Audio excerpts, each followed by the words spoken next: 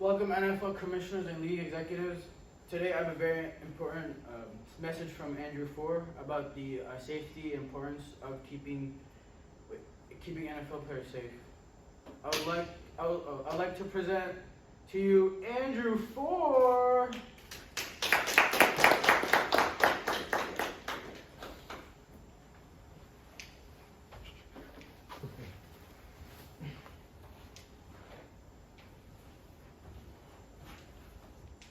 Shane Dronette committed suicide in 2009, just 6 years after retiring from the NFL. He was 38.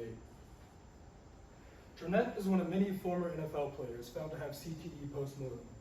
For those of you who don't know, chronic traumatic encephalopathy is a term used to describe brain degeneration likely caused by repeated head traumas.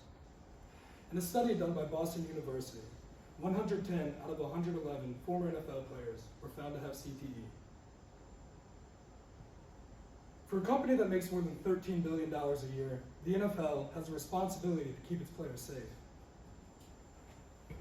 When the NFL launched its Play Smart, Play Safe initiative, it began with a promise of $100 million towards independent medical research. The league decided to use this money to fund a study on horse jockeys, also done by in-house medical researchers. The NFL needs to conduct research that is pertinent to football.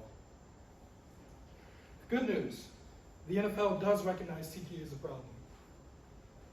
In a 2013 settlement, 4,500 former players were awarded more than $700 million. This settlement provided some immediate relief, but ultimately did not provide enough aid.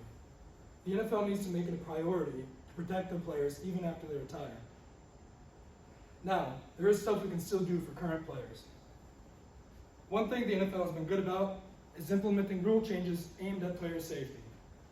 Namely, the use of helmet rule, which sees the player penalized for lowering their helmet before initiating contact with another player. One thing the NFL still needs to do is mandate mouthpieces. Mouthpieces are known to mitigate concussions, but they're only currently optional. The NFL sets a precedent for every other league. That means they need to be first in the fight for player safety. Every league from Pop Warner through college looks to the NFL for guidance. The number one thing the NFL can do is change the attitude and culture surrounding injuries in the NFL. For years, football players have been told to tough it up and get back in there. It's a tough game. As league executives, there needs to be a precedent set that injuries, and especially head injuries, are to be taken seriously. The NFL is the largest sports organization in the world. They should be first in the fight for player safety. With the ability to research CTE, they should be experts. They should provide the top-of-the-line safety gear for their players. The risks associated with football need to be made known to the public, and especially every player, before they set foot on the field.